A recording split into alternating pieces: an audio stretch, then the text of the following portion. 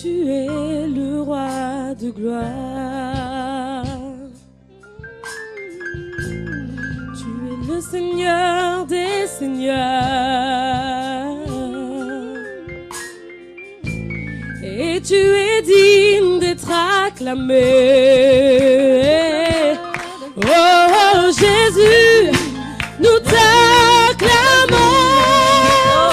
Nous t'acclamons, Père. Nous t'acclamons. Père, nous t'acclamons. Père, nous t'acclamons. Nous t'acclamons. Père, nous t'acclamons. Père, nous t'acclamons. Père, nous t'acclamons. Nous t'élevons. Père, nous t'élevons. Père, nous t'élevons. Père, nous t'élevons. Père, nous t'élevons. Père, nous t'élevons. Père, nous t'élevons. Père, nous t'élevons. Père, nous t'adorons. Père, nous t'adorons.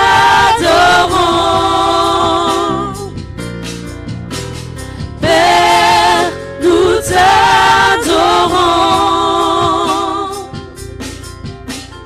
Père, nous t'adorons.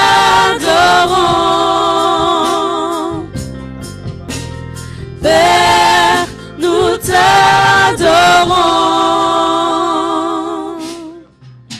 Visite-moi, visite-moi, visite-moi, visite-moi, visite-moi. Père, touche-moi, touche-moi, touche-moi, touche-moi, touche-moi. Père, visite-moi, visite-moi, visite-moi, visite-moi, visite-moi. Père, touche-moi, touche-moi, touche-moi, touche-moi, touche-moi. Père, embrase-moi, embrase-moi, embrase-moi. Ton feu, Saint-Esprit, embrase-moi, embrase-moi, embrase-moi, embrase-moi. Père, nous t'adorons. Père, nous t'adorons. Père, nous t'adorons.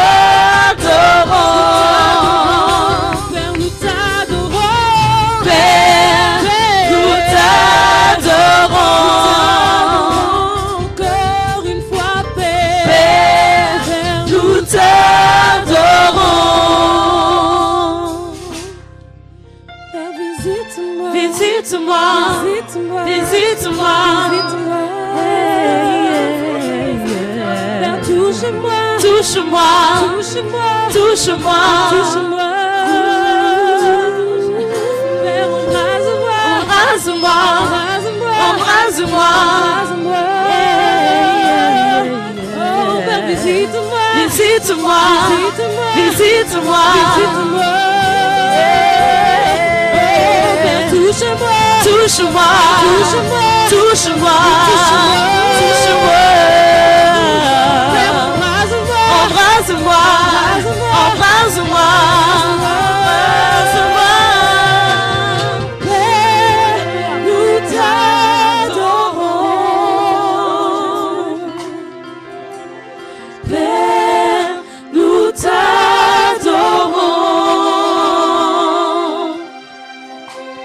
Père, nous t'adorons.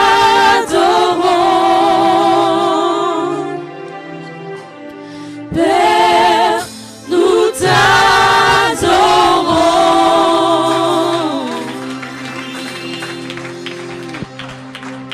Alléluia. Nous t'adorons. Nous t'adorons. Merci Seigneur.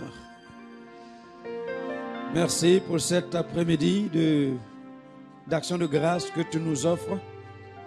Nous te rendons honneur et gloire parce que ce que nous sommes, nous le sommes par ta grâce. Si nous sommes vivants, c'est par ta grâce que nous vivons. Si nous avons un travail, c'est par ta grâce que nous avons le travail. Si nous avons reçu les papiers, c'est par ta grâce que nous les avons reçus. Si nous avons été mariés, c'est par ta grâce que nous sommes mariés. Si nous avons reçu des enfants, c'est par ta grâce que nous avons ces enfants. Tout ce que nous avons, nous te le devons. Parce qu'il n'y a rien en nous qui puisse acquérir quoi que ce soit. Alors merci cet après-midi d'entendre nos actions de grâce et d'ouvrir encore de nouvelles portes devant nous pour que nous puissions explorer le reste des bénédictions que tu as préparées pour nous au nom de Jésus. Amen. Alléluia. Alors nous acclamons le Seigneur.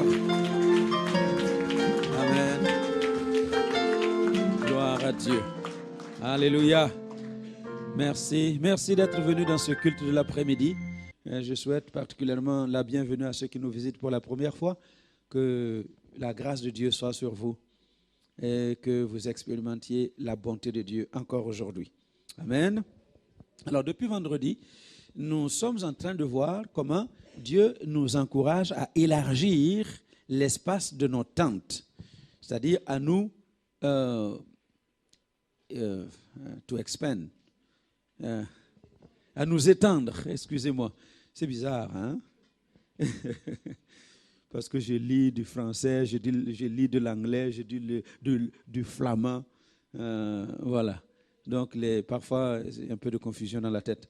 Donc, Dieu nous appelle à nous étendre. Amen. À nous étendre. Pourquoi? Parce que nous étions tous errants, pécheurs. Chacun marchait comme il lui semblait bon. Vous êtes d'accord avec moi? Chacun faisait ce qui lui semblait bon. Et vous savez quelle est la direction que nous prenions en ce temps-là? Direction l'enfer. C'est là où nous étions.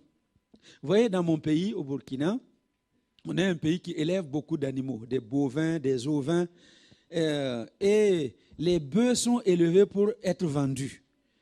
Hein? Être vendus en Côte d'Ivoire, au Ghana. Et moi, je vois souvent les bergers qui conduisent des troupeaux de bœufs. Vous voyez, les bœufs sont là par centaines. Et il y a des bergers qui les accompagnent.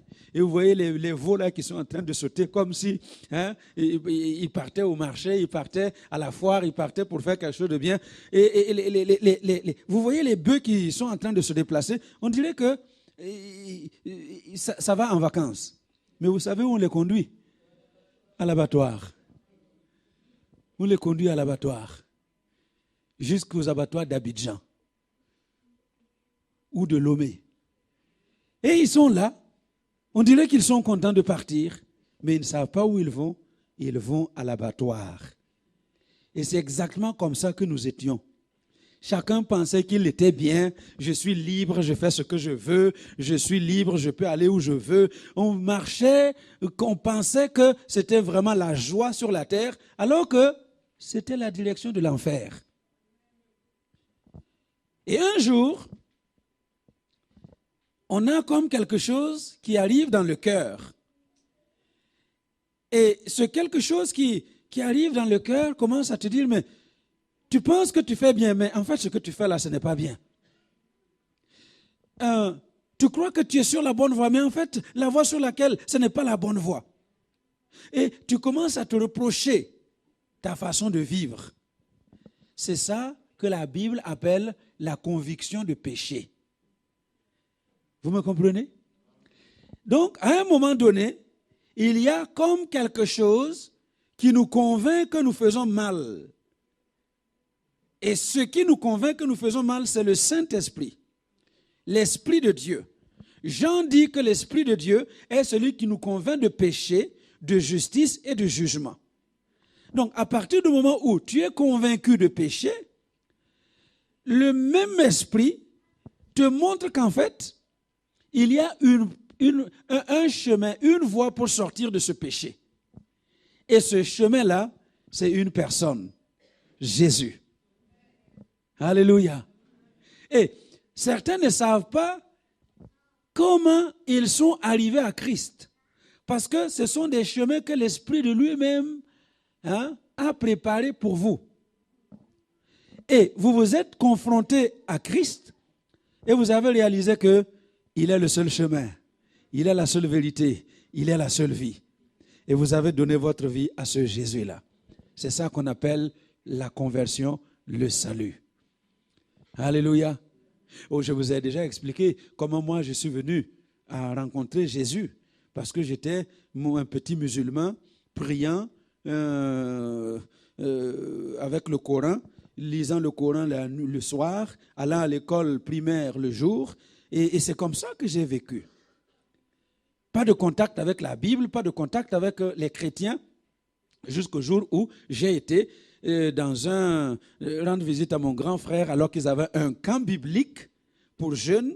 Et puis il me dit, bon, nous, toute la semaine, on ne sera pas là. Nous serons dans un camp biblique. Si tu veux, tu viens. Si tu ne veux pas, tu peux rester seul, mais tu seras seul à la maison. Et comme je ne voulais pas rester seul à la maison, j'ai dit, mais c'est quoi le camp biblique? Mais oui, c'est un camp pour les jeunes qui sont à l'université, qui sont à l'école, les jeunes filles, les jeunes garçons. Quand j'ai entendu filles, j'ai dit, ça y est, je vais.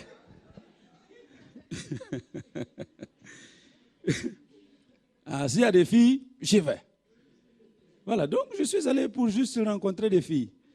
Vous voyez? Et puis Jésus m'a attrapé là. Et quand Jésus t'attrape, hein, il transforme tout, n'est-ce pas? Je vous ai expliqué, hein, quand j'ai été voir pendant une semaine les jeunes garçons, les jeunes filles, comment il y avait un grand respect entre ces deux groupes, comment ils ont vécu une vie que je n'aurais pas imaginé si je n'étais pas dans leur groupe. Vous voyez? Je sais comment, entre jeunes, on pouvait vivre si on se retrouvait là à deux groupes comme ça pendant une semaine dans un endroit. Mais pendant toute la semaine, je n'ai rien vu de toutes ces choses. Et ça m'a convaincu. Alléluia. Jésus m'a convaincu. Je me suis donné à lui. Vous voyez? Donc, chacun a eu son chemin pour arriver à Jésus. À un moment donné, c'est l'Esprit de Dieu qui te prend, qui te conduit. Je fais juste un résumé de vendredi et de ce matin pour que vous puissiez savoir où nous allons. Alléluia. Donc, l'Esprit de Dieu vous prend, vous convainc de péché, vous fait comprendre que Jésus est le seul sauveur et vous acceptez Jésus comme votre sauveur, comme votre Seigneur. Vous êtes sauvés. Alléluia. Alors, quand vous entrez dans ce salut, la Bible l'appelle le royaume de Dieu. Donc, vous quittez le royaume de Satan pour entrer dans le royaume de Dieu. Vous quittez le règne des ténèbres pour entrer dans le règne de la lumière. Et quand vous entrez dans le royaume de Dieu, vous entrez comme dans un grand centre commercial. Alléluia. Imaginez-vous le plus grand centre commercial que vous pouvez voir sur la terre. Le royaume de Dieu, c'est plus grand que ce grand centre commercial. Vous entrez dedans. Et quand vous entrez dans un centre commercial, vous avez toutes sortes de magasins. Oui, merci Madeleine. Vous avez toutes sortes de magasins. Vous pouvez entrer ici pour acheter des habits. Vous pouvez entrer là pour acheter à manger. De l'autre côté, pour acheter des chaussures, des parfums, des maquillages, des cheveux.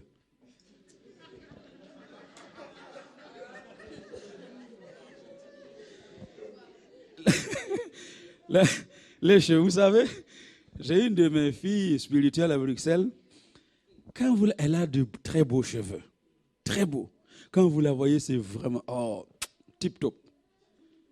Maintenant, quand elle arrive la nuit, hein, elle est avec elle a fait une semaine chez ses neveux, les petits neveux là, 5 ans, 6 ans.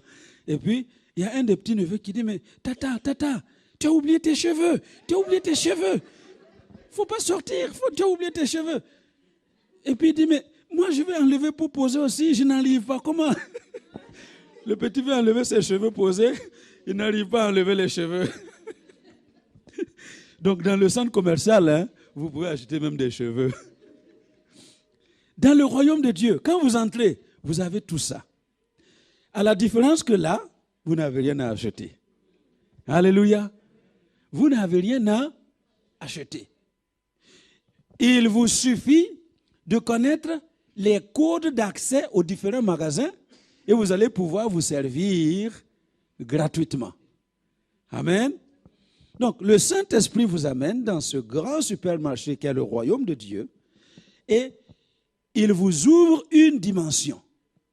Quand vous entrez dedans, vous avez une dose de l'Esprit de Dieu qui vous aide à vivre une vie victorieuse sur la terre.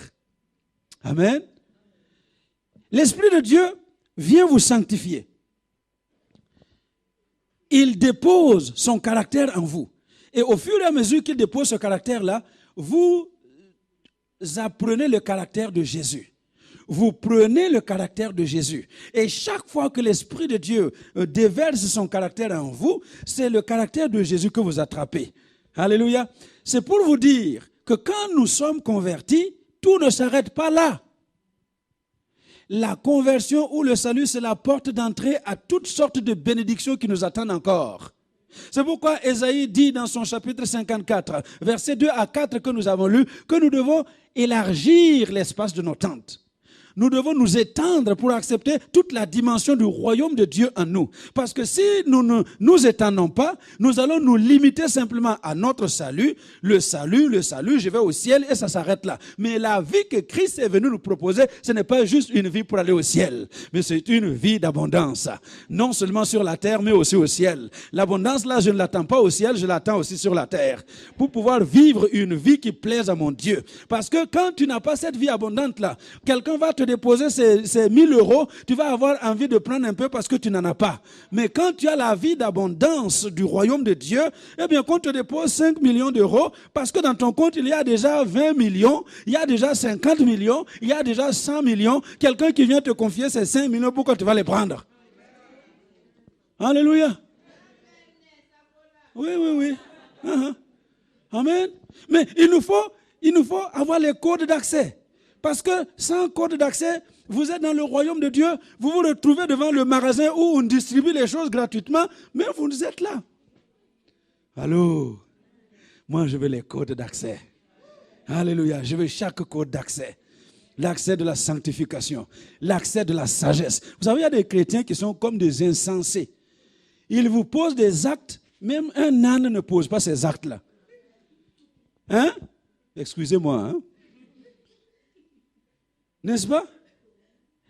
J'ai dit souvent à certaines personnes, hein, regardez, un âne te donne un coup de pied, tu fais quoi? Un âne, il te fait une rouillade avec ses pattes, boum. Qu'est-ce que tu lui fais? Hein? Toi, tu retrousses les manches pour lui donner un coup de poing. Hein? N'est-ce pas? Mais il y a des chrétiens qui font comme ça. Quelqu'un qui ne sait même pas distinguer entre sa droite et sa gauche, parce qu'il ne connaît rien des choses de Dieu, qui t'insulte seulement et puis tu dis, ah, c'est comme ça. Tu vas voir de quel bois je m'échauffe. Hein? Vous comprenez? C'est insensé. Mais quand l'Esprit de Dieu vient, quand nous avons accès à la porte de la sagesse, l'Esprit de Dieu nous enseigne la sagesse, ouvre notre intelligence, et ce que les gens voient comme de bonnes choses, nous voyons que ce n'est rien. Alléluia. Là où les gens s'attardent pour se battre et se défendre, vous voyez que ça ne vaut pas la peine. Vous venez pour adorer Dieu. Vous venez à l'église et puis vous rencontrez quelqu'un à la porte là qui vous regarde avec un œil bizarre. Et puis vous dites, si c'est comme ça qu'on regarde les gens à l'église, hein? Non, tu n'as pas la clé. La sagesse là n'est pas encore. Tu n'es pas entré dans le domaine de la sagesse. Alléluia. Donc l'Esprit de Dieu t'amène là où il y a la sagesse. L'Esprit de Dieu t'amène là où il y a l'intelligence. Et tu comprends les choses de Dieu. Quand on parle des choses de Dieu, tu les comprends. Quand tu écoutes la parole de Dieu, tu n'as pas besoin qu'on t'explique de long en large.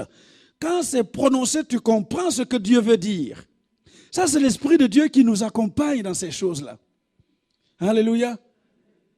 Donc l'Esprit de Dieu vient et il veut que tu ouvres ton cœur, que tu étendes tes limites pour qu'il t'amène dans ces différentes directions. Alléluia. Et quand l'Esprit de Dieu te tient par la main, et c'est là où j'aimerais rester avec vous cet après-midi pendant quelque temps avant d'écouter les témoignages. Quand tu te tiens par la main, la prochaine étape où il va t'amener, la prochaine étape, c'est pour t'amener dans la dimension de la guérison. Alléluia. Donc, tu es sauvé. L'Esprit de Dieu te tient la main, t'accompagne pour ouvrir les autres magasins, pour que tu puisses te servir. Le premier magasin qu'il va t'ouvrir, ça s'appelle le magasin de la guérison. Alléluia. Donc, cet après-midi, j'aimerais vous encourager à étendre les limites. Ouvre ton cœur à la dimension de la guérison que le Seigneur veut t'accorder. Non seulement pour ta propre guérison, mais aussi que Dieu t'équipe pour guérir les autres. J'ai lu les passages ce matin que je ne vais pas relire. Exode 15, 26, Dieu dit à son peuple, je suis l'Éternel, votre médecin. Je suis l'Éternel qui te guérit. Je suis celui qui te guérit. Dieu te guérit cet après-midi. Si tu es malade, crois dans cette parole, ouvre ton cœur à cette dimension de guérison et je te garantis que tu ne sortiras pas avec ta maladie de cette salle. Parce qu'il n'a pas changé. Ésaïe 53, verset 5, dit que c'est dans les meurtrissures de Jésus. Ésaïe a parlé 500 ans avant. Mais déjà 500 ans avant, il dit, c'est dans les meurtrissures du Messie qui va venir que nous serons... Ah, vous ne lisez pas votre Bible, hein? Dans les meurtrissures du Messie qui va venir, nous sommes guéris. Tu es guéri. Il y a 2000 ans, tu es guéri. Donc, ce n'est qu'une question d'aller prendre ce qui est déjà à toi. Tu n'as pas besoin de fatiguer le pasteur à imposer les mains, à faire ci, à sauter. Non, c'est déjà accompli pour toi. Dis à ton voisin, tu es guéri. Hein, tu es guéri. Alors, refuse de marcher malade. Refuse. Alléluia. Psaume 107, verset 20, dit que Dieu a envoyé sa parole et sa parole nous a guéris. Jésus est la parole envoyée de Dieu. Cette parole nous a guéris. Et cet après-midi, j'aimerais nous dire que la même parole est là aujourd'hui pour nous guérir. Amen. Alors, ce matin, j'ai donné 3 moyens que la Bible utilise pour apporter la guérison dans la vie des hommes et des femmes. Premier moyen, c'est l'imposition des mains. Par l'imposition des mains, a dit Jésus, les miracles vont accompagner ceux qui ont cru. Il dit, voici les miracles qui vont accompagner ceux qui auront cru. En mon nom, ils imposeront les mains aux malades. Non, les pasteurs imposeront les mains aux malades. Les évangélistes vont imposer les mains aux malades. Qui va imposer les mains aux malades? Dis à ton voisin, c'est toi. C'est toi qui crois en Jésus. C'est toi qui dois imposer les mains aux malades et les malades vont guérir. Alléluia. Donc l'imposition des mains, je vous appelle bien-aimés, quel que soit l'état de votre cœur, l'état de votre âme, quelle que soit votre position dans l'église, vous avez le pouvoir d'imposer les mains aux malades et vous attendre à ce que les malades soient guéris. Vous serez étonnés si vous commencez à appliquer cela, de voir comment Dieu va guérir les malades autour de vous. Alléluia. Donc n'hésitez pas, imposez les mains aux malades. Comme je l'ai dit, beaucoup d'entre nous sont des Africains. Et en tant qu'Africains, on raisonne parfois bancal. Vous voyez, les raisonnements bizarres. On va dire, oui, attention, vous qui imposez les mains, la maladie risque de sortir là et puis vous attraper. Non, si vous avez placé votre foi en Jésus, et vous croyez en Jésus, et vous avez foi que le malade sur lequel vous imposez les mains va recevoir la guérison, ce n'est pas qu'il y aura un transfert de maladie de lui à vous. Non, la maladie doit le quitter et il va recevoir la guérison. Amen. Donc, par l'imposition des mains. Nous avons vu deuxième moyen que la Bible utilise pour apporter la guérison. C'est quoi encore? L'onction d'huile. L'onction d'huile. Dans Jacques, chapitre 5, nous avons vu comment on doit oindre d'huile le malade et le malade reçoit la guérison. Même s'il avait commis des péchés, les péchés vont lui être pardonnés. Et j'ai insisté, je répète pour vous, ce n'est pas dans l'huile qu'il y a la puissance qui guérit. Il y a des gens qui pensent que je fais venir l'huile d'Israël, ça c'est l'huile bénite. Alors ça peut guérir. Je fais venir l'huile là de je ne sais pas quel site, comment on appelle là, de pèlerinage, c'est là que je vais recevoir la guérison. Ça n'a rien à voir. La guérison, la puissance de la guérison est dans ta foi en Jésus. Alléluia. Donc, l'huile là que je vous mets là de temps en temps ici, c'est l'huile de la cuisine de Maman Déborah. Ouais. C'est seulement ça. Alléluia. Et ça suffit. Si vous mettez votre foi dans la parole de Dieu, que l'imposition d'huile qu'on vous fait vous apporte la guérison, vous partirez avec votre guérison. Amen. Nous avons vu, troisième moyen que la Bible utilise, c'est la parole d'autorité. Alléluia. Parole d'autorité. Quand Jésus dit à ce paralytique, lève-toi et marche. Amen. Il n'a pas fait d'imposition de main, il n'a pas fait d'onction d'huile, il a vu le malade et il discerne que ce malade-là a la foi pour être guéri. Il dit, lève-toi et marche. Le malade se lève et marche. Alléluia. Pierre, devant un certain aîné qui était malade depuis des années, il dit, aîné, Jésus-Christ guérit, dans Acte 9, verset 34. Aîné, Jésus-Christ guérit. Et à l'instant même, aîné se leva et commença à marcher. Alléluia.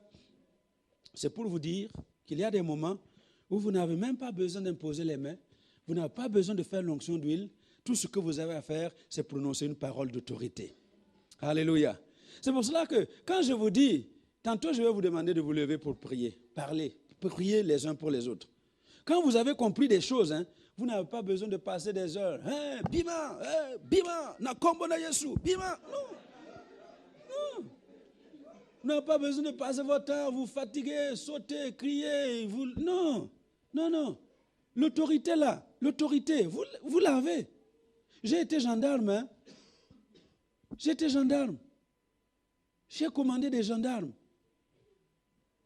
Et il y avait des gens, il y avait un là. Vous savez, nous avons les ceinturons. Vous connaissez les ceinturons? Lui, il lui fallait 2. Parce qu'un seul, ça n'arrivait pas. Donc, on lui mettait 2 ceinturons. Il portait du 56 à ses pieds. Oui, le François. C'était un vrai Goliath.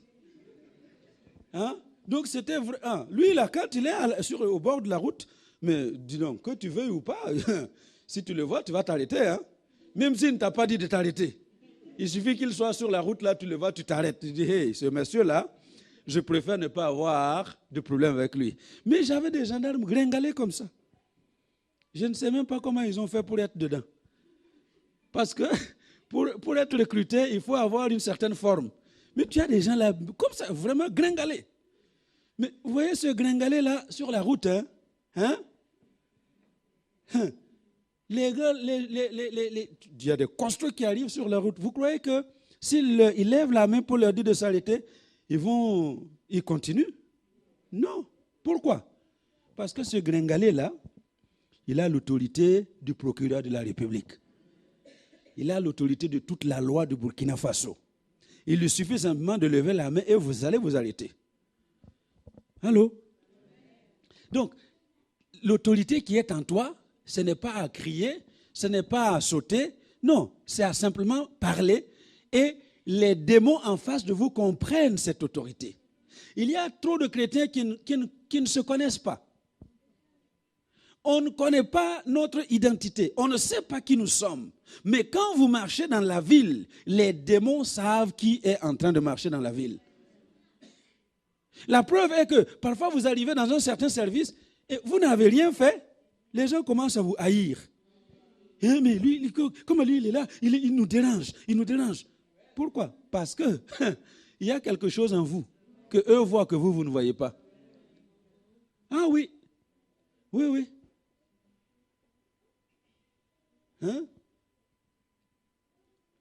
Donc, troisième façon pour apporter la guérison, c'est parler avec autorité. Alors, tout à l'heure, on va prier les uns pour les autres. Écoutez-moi bien.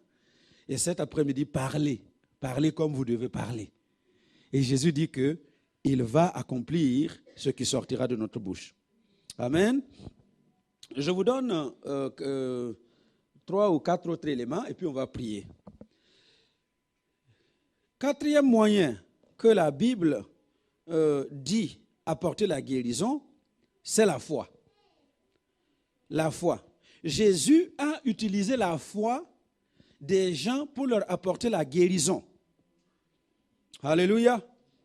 Déjà dans l'Ancien Testament, lisez dans le livre des Nombres, au 21e chapitre, Nombre 21, et particulièrement à partir du verset 9, où il est question de Moïse qui a dressé un serpent d'airain au désert. Parce que les Israélites étaient mordus par des serpents et ils mouraient en désordre. Et Moïse a demandé, qu'est-ce qu'il faut faire? Dieu lui dit, dresse-toi un serpent de bronze sur la montagne. Et toute personne qui serait mordue par un serpent, s'il lève les yeux vers ce serpent d'airain, il recevra la guérison. Alléluia.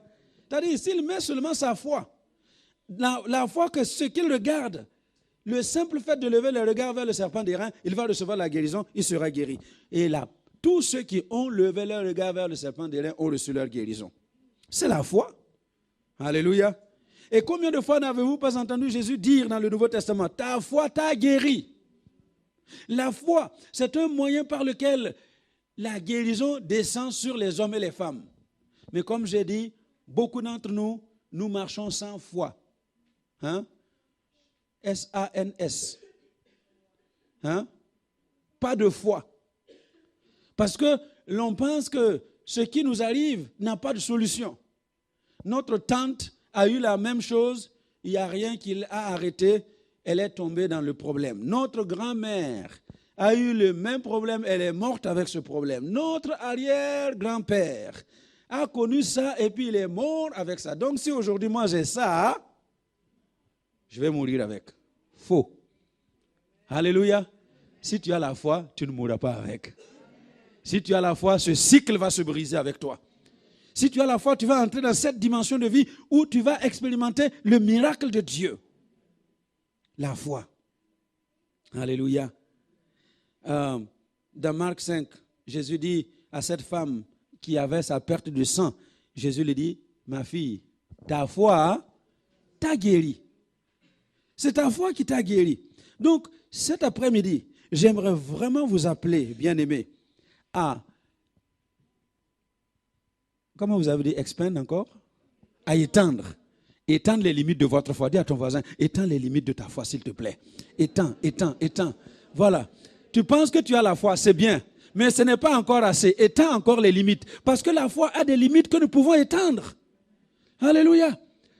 Au départ, vous êtes simplement venu à Christ. Et puis, vous avez eu la foi pour peut-être une petite chose qui est arrivée. Mais ce n'est pas assez. Les grandes choses qui sont devant vous, il faut encore élargir l'espace de votre foi pour voir ces choses se réaliser dans votre vie. Amen. Alléluia.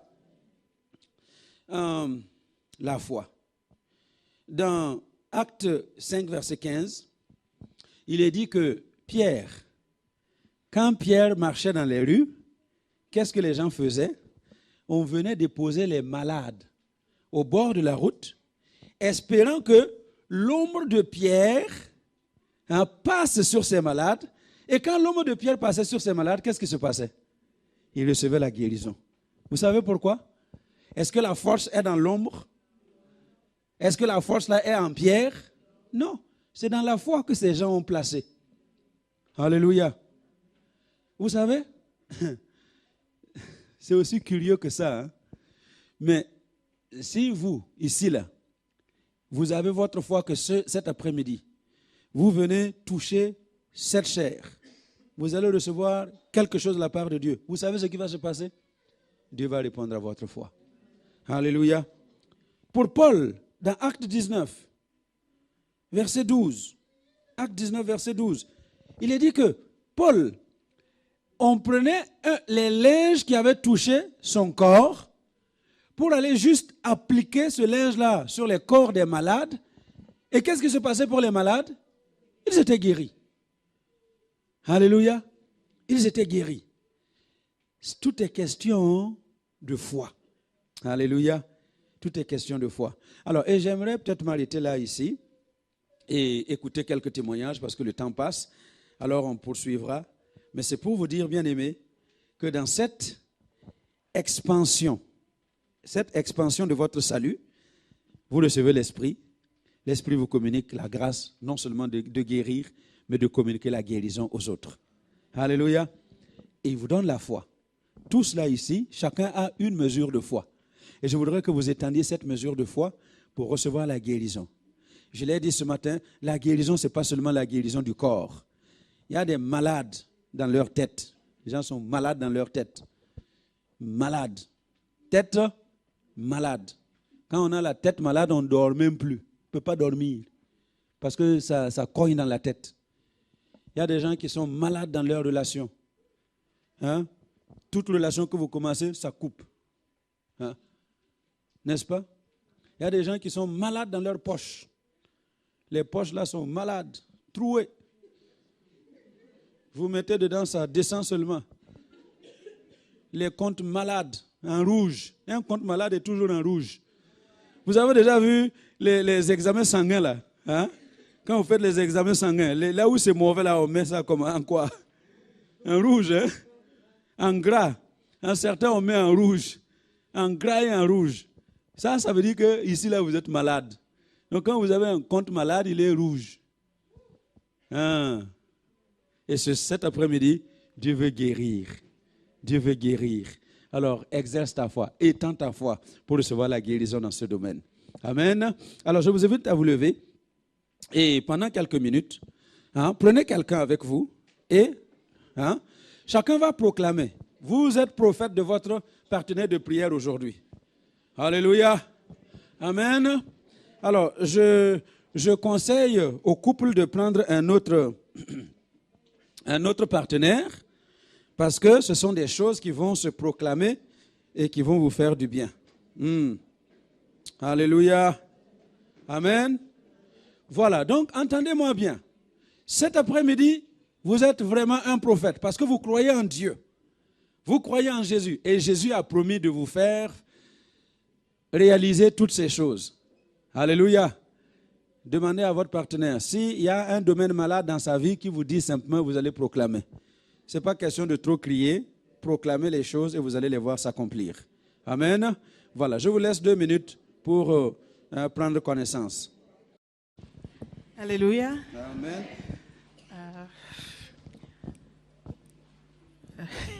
Je vais juste dire vraiment que je suis un témoignage vivant. Ma vie, toute ma vie entière, c'est grâce à Jésus que je vis. Je vais parler, je n'ai pas prévu ça, mais je vais le dire. Parce que certains doivent savoir que j'ai perdu mon mari il y a 1 an, quelques mois. Et pendant que je vivais avec mon mari, j'étais totalement posée sur lui. C'est mon mari qui faisait tout.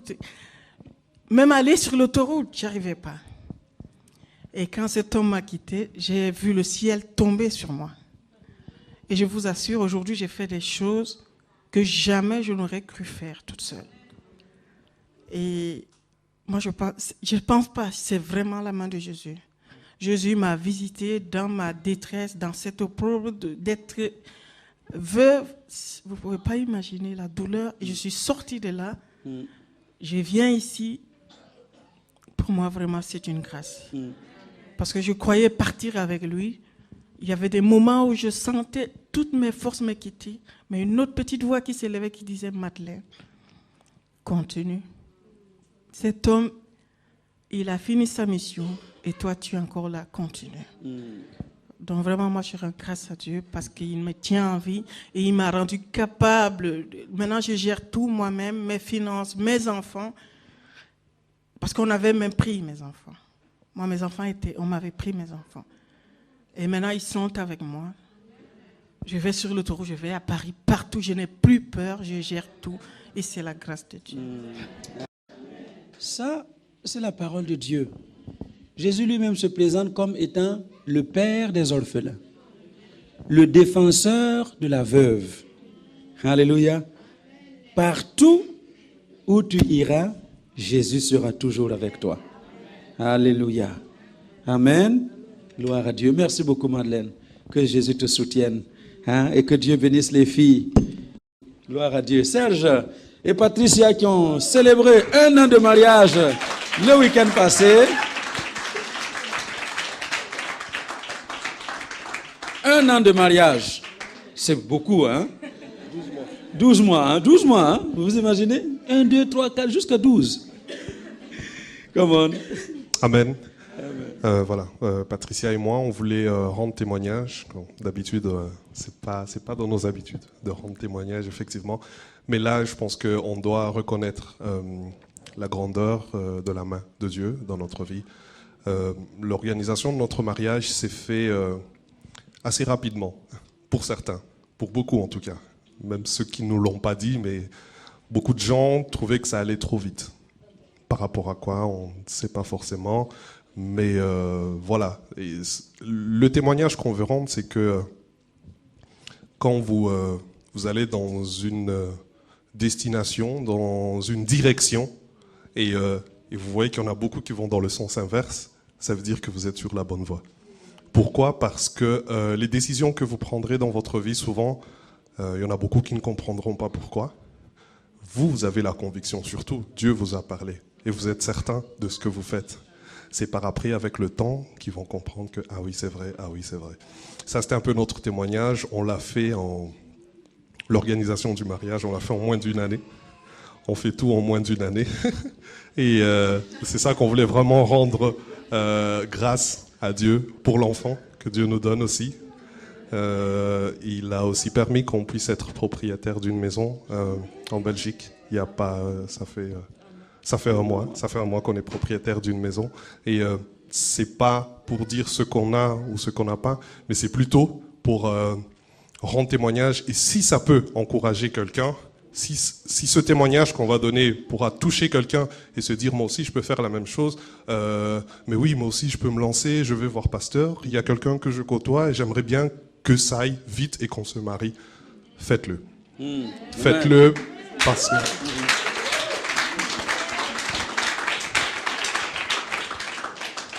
Je voulais aussi rajouter que nous, en fait, dès le début, il n'y a rien qui faisait qu'on devait se marier, quoi. C'était vraiment impossible, quoi. Et finalement, Dieu a permis, parce qu'on a toujours eu, le même sens, quoi, la même direction. On priait toujours dans la même direction. Et aujourd'hui, on bénit Dieu pour ça. Et je voulais rajouter qu'on s'est dit, nous, dès qu'on s'est mariés, que tout ce qu'on va faire, en fait, on le remet entre les mains de Dieu. Et on veut faire tout différemment de tout le monde, en fait. Et tout a été toujours très vite dans notre vie, dans ce qu'on a vécu. Et on continue à le faire et on voudrait vraiment encourager tout le monde à ce que tout n'est pas obligé que ça se passe comme tout le monde. C'est pas parce qu'on vient de se marier qu'on doit commencer d'abord avec, je sais pas moi, un petit studio et ensuite, avec les années, on aura la maison. Non, nous, on s'est dit directement, on veut viser grand et c'est notre conception des choses depuis le début de notre mariage. Donc, voilà.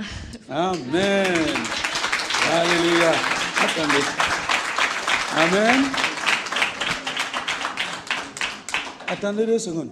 Si vous êtes fidèle de El Shaddai, ne visez jamais petit. Regardez toujours plus haut. Toujours plus haut. Amen. Monsieur et Madame Dissewiscourt. Ah, ça. Merci. Merci. Bonjour. Bonjour. On va essayer de faire court parce que l'histoire risque d'être très longue. On va passer l'après-midi ensemble. Donc en fait, pour expliquer un petit peu notre évolution à tous les deux, notre rencontre et puis l'action de Dieu dans nos vies. En fait, ça a commencé sur un premier rendez-vous. Moi, j'avais ma vie de mon côté. J'étais loin de Jésus, j'étais loin de la prière, j'étais loin de l'église. Je menais une vie correcte, je pense. J'éduquais mes enfants correctement. Et Dieu faisait pas partie de mes priorités. Et un jour, j'ai rencontré Lucie, on a discuté. Alors, quelqu'un m'avait dit, surtout, quand tu la rencontres, parle pas de Dieu, parce qu'elle aime Dieu. Donc, si tu veux pas glisser, te casser la tête et te vautrer, évite le sujet. Et donc, quand on s'est rencontrés cette première fois, je me suis lancé dans cette conversation qu'on m'avait conseillé de ne pas tenir. Et quelque part, j'ai bien fait, parce que ça nous a permis d'aller dans une autre direction que celle qu'on aborde en principe quand on rencontre quelqu'un pour la première fois. Donc cette femme a attiré mon attention, ma curiosité, et puis de fil en aiguille, on a continué à se voir. Et très très vite, en fait, on a remarqué que même si on avait des vies qui étaient très différentes les unes des autres, on avait des buts et des objectifs de vie communs. Et à un moment donné, en rassemblant les idées, etc., les parcours, on s'est encore un peu plus rapprochés. Et du coup, les choses ont commencé à évoluer pour moi aussi. Donc dans un premier temps, ça a été l'effort de côtoyer une personne avec son environnement et essayer d'apprendre à connaître quelqu'un librement, en fait, ce qu'elle était elle-même. Et donc, ça a été très très vite. On a défini des bases, en tous les cas dans un premier temps, des bases qu'on voulait tenir. On avait envie l'un et l'autre d'avoir une relation sans gâcher les choses. Et assez rapidement, en fait, elle m'a amené voir le pasteur Adama. C'était ok, d'accord. Bon, moi, l'église, c'était pas trop mon dada. Donc, en plus, protestante, bon, c'est encore moins parce que ma famille plutôt catholique, non pratiquant. Alors, je dis bon, ok, je veux bien essayer, mais alors bon, on arrive, on a été très bien accueillis par le pasteur, on s'est installé. Il a dit bon. Et puis on a discuté un petit peu. Et à la fin de la conversation, je me souviens de cette phrase. Il disait « Ma fille, je l'aime, donc ne fais pas le con avec, sinon ça va cogner. » Et puis voilà, on a appris à grandir ensemble, on a appris à se connaître bien. Et après, au bout de quelques temps, je lui ai dit « Écoute, la façon dont tu vis, en fait, la façon dont tu te comportes, les choses que tu as apportées dans un couple, elles me plaisent bien. Je dis, je t'accompagne, comment dire, qu'est-ce que j'avais dit? Je suis un peu stress. Elle m'a dit, je voulais, en fait, je la motivais à continuer dans sa direction, dans la prière, etc. Elle me dit, oui, mais me motiver, c'est pas suffisant, je veux que tu viennes. Ah. Donc là, j'ai dit, ok, on va essayer. Et donc, je suis venu quelques fois pour faire plaisir. 3, 4, 5, 10 fois pour faire plaisir. Et puis, tout compte fait, j'ai vu les choses qui se passaient dans sa vie. Et quand elle demandait quelque chose, elle l'avait. Que ce soit le travail, que ce soit tout. Et donc, j'ai expérimenté. C'était une expérience nouvelle. Je me sentais très gauche quand je commençais à prier. C'était très maladroit, c'était très, très flou, très vague. C'était pas concentré. C'était, enfin, voilà, on demandait quelque chose, mais pas trop convaincu, quoi. Et puis, au fil du temps, les choses avançant avec Lucie, on a commencé à se solidifier. On est devenu plus, comment dire, plus unis, plus forts. Et au fur et à mesure qu'on avançait, on déterminait effectivement des objectifs de vie.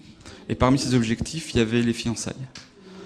Et c'était des périodes assez difficiles parce que, quelque part, on voulait se connaître davantage, mais certaines choses nous empêchaient de le faire. En tous les cas, de nous connaître à la façon du monde. Et on a évolué comme ça pendant 8 mois. Et on s'est fiancés au mois d'août l'année dernière. Et puis là, ça est devenu encore plus compliqué. Parce que là, il y a un vrai lien qui se fait. Donc on est amoureux, on est fiancés, c'est officiel.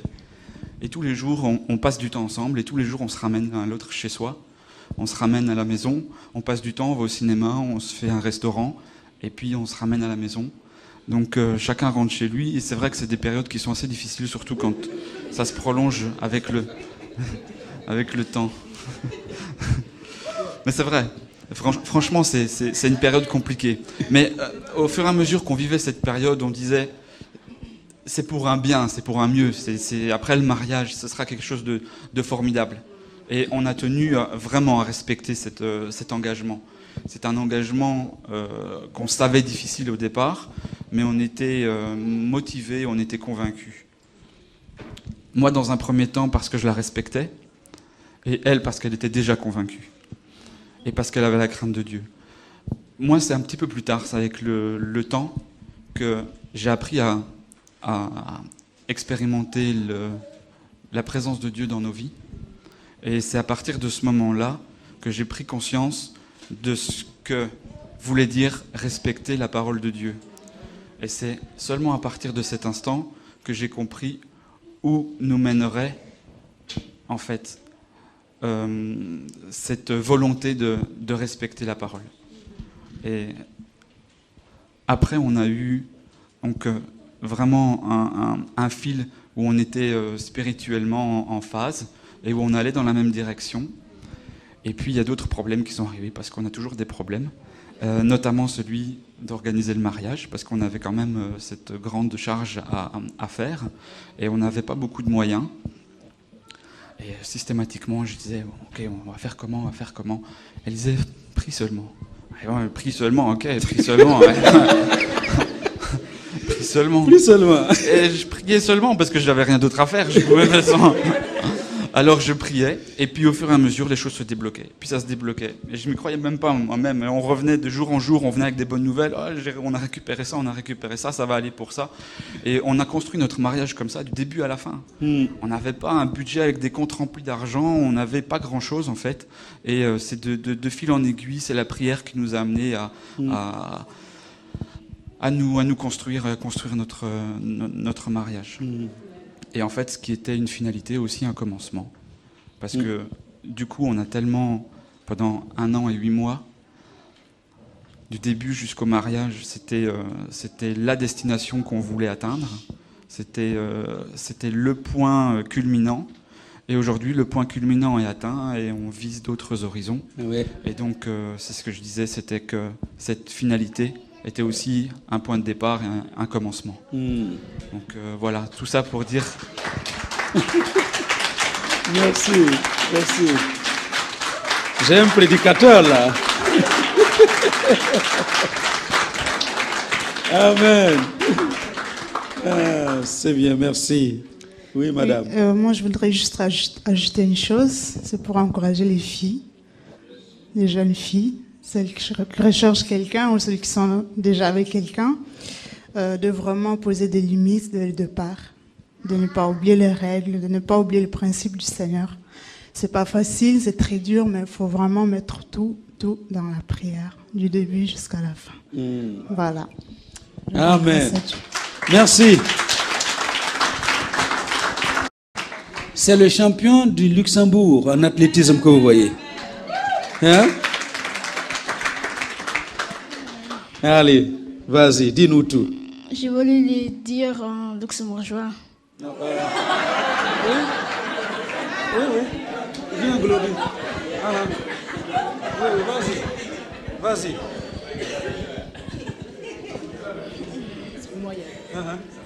Moyen. Bonjour. Bonjour. En wie geht das? Comment allez-vous? Je voulais dire adieu. Vas-y, oui. Ich wollte Jesus etwas sagen. Je voulais dire quelque chose à Jésus. Und ich wollte merci bei Jesus sagen, dass Parce que je voulais lui dire merci. mich bei der ersten Platz von Berlin Athletik gemacht hat. Que j'ai été à la première place de l'athlétisme. Und ich war Champion von Leichtathletik. Et il était le champion de l'athlétisme. Von 2013. De 2013.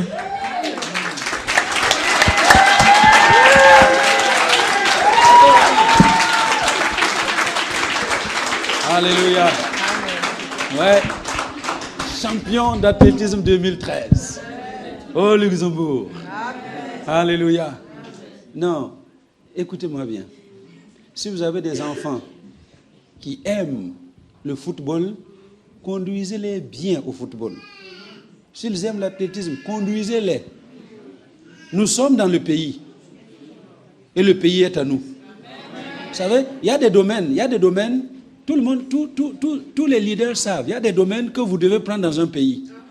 Entre autres, l'athlétisme, le sport. C'est un domaine qu'il faut prendre. La musique. c'est un domaine qu'il faut prendre. Les infrastructures sont des domaines.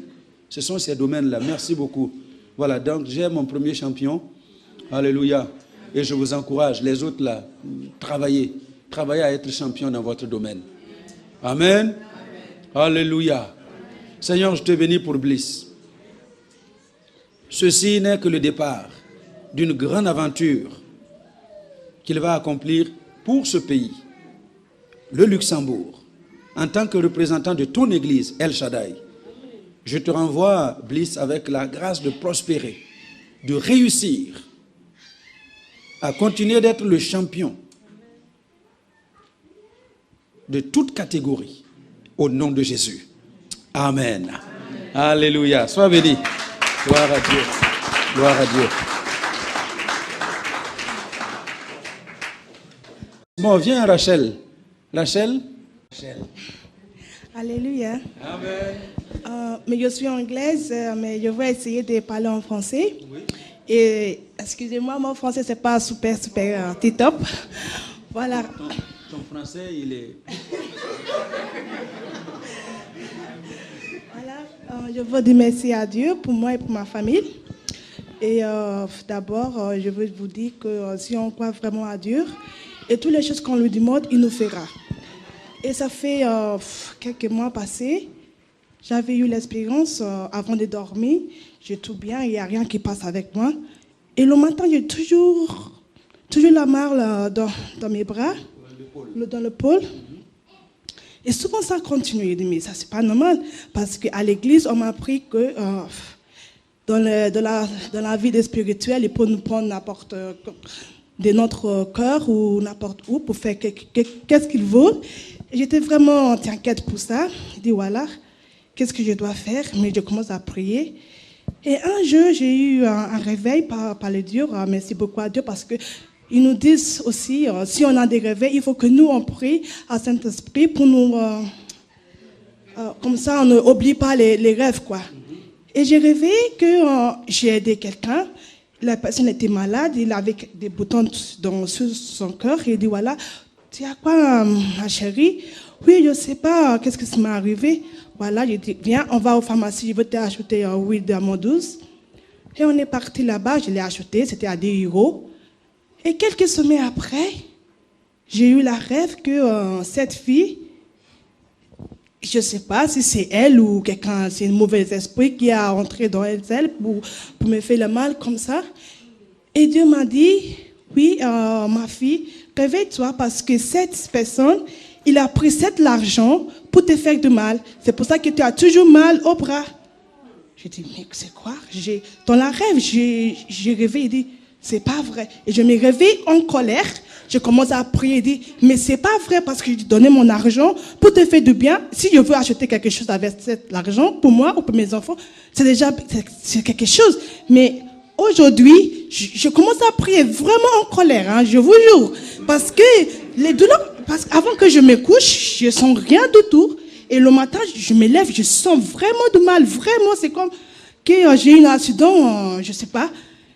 Et je commence à prier, j'ai prié. Et après, il y a ma cousine qui est venue me visiter. Elle est venue, oui, Tonti, ça va, tu es bien? Je dis, oui, je suis avec le diable, on est en train de se combattre. Elle m'a dit, oui, tu m'as fait pas maintenant avec les choses de diable. Elle m'a dit, t'inquiète pas, tu es avec moi et on est avec Dieu, on est couvert par la leçon de Jésus. Et quelques jours après, quand je dors, je me réveille, je sens pas le mal. Ça a parti, ça vient, ça partit, ça vient. Il dit, mais je te connais, hein, c'est déjà fini, hein, tu ne veux pas me rappeler de ça, c'est fini et c'est fini. Et c'est juste qu'aujourd'hui, je n'ai plus rien senti. Et cette dame-là, quand je le vois, elle tout le temps, elle a honte de me regarder vis-à-vis. Elle est toujours honte, je vous jure. Mais je ne sais pas, mais je dis merci à Dieu pour me donner cette révélation et puis me donner la force de prier parce que moi, des fois, je suis vraiment faible hein, de prier, hein, ça je vous jure. Mais quand je suis en colère, je suis vraiment en colère. Oh, il me connaît, hein. Ah oui, il faut pas me toucher où je veux pas. S'il me touche, le diable, c'est moi avec lui, on est dans le faux, hein. Voilà. Voilà, ça c'est le premier. Et le deuxième, c'est pour mon père. parce que j'avais un grand souci avec lui. Je ne sais pas comment ça vient. Il y avait les lèvres. Voilà, il y avait la haine de mon père. Je ne sais pas pourquoi, mais normalement, moi, avec mon père, on était comme ça. Mais il voulait construire sa maison. Je lui ai aidé beaucoup. Et à un moment, il a dit non, je ne peux plus. C'était comme ça. Je ne sais plus. Quand il m'appelle, je lui parle avec lui comme... je ne sais pas. Mais aujourd'hui, je dis merci à Dieu que je suis encore bien avec mon père.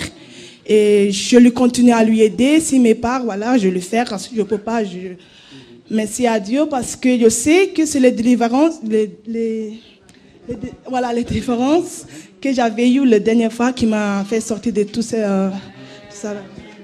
Merci à Dieu. Merci Rachel. Merci. Amen. Voilà, maman Déborah avait raison. Comme d'habitude. Comme d'habitude. Et elle a toujours raison. C'est Dieu. Dieu combat pour ses enfants. Et il restaure les relations de ses enfants. Alléluia. Bon, il reste beaucoup de... Bon, vous allez rester pour faire le... Je prends encore un? Oui? Nana, ma fille Nana. Elle vient. Amen.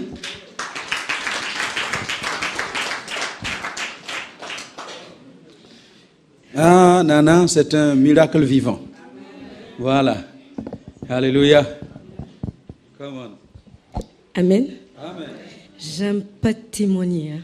Même pas. Aujourd'hui, tu vas témoigner. Mais on s'approche à la fin de l'année.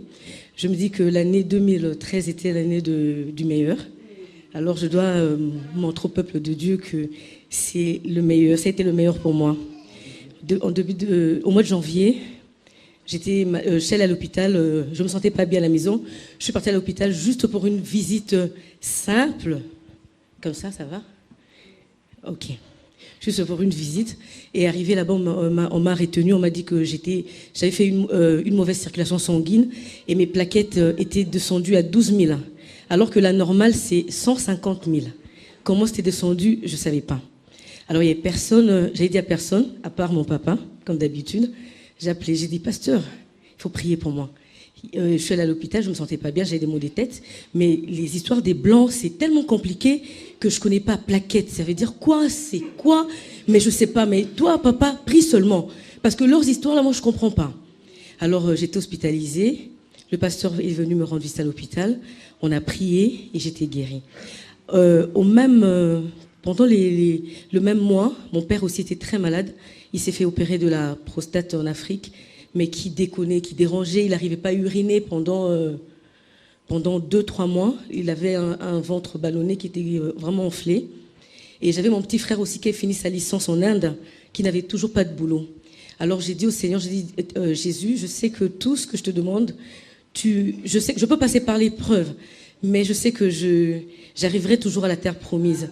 Alors mon souci est que je veux que mon frère ait son travail, un bon boulot, et je veux que mon père, parce que moi je ne veux pas aller en Afrique pour aller enterrer mon papa, mais je veux que mon père vienne ici à Luxembourg, que je le voie et que je le fasse soigner par des médecins ici au Luxembourg.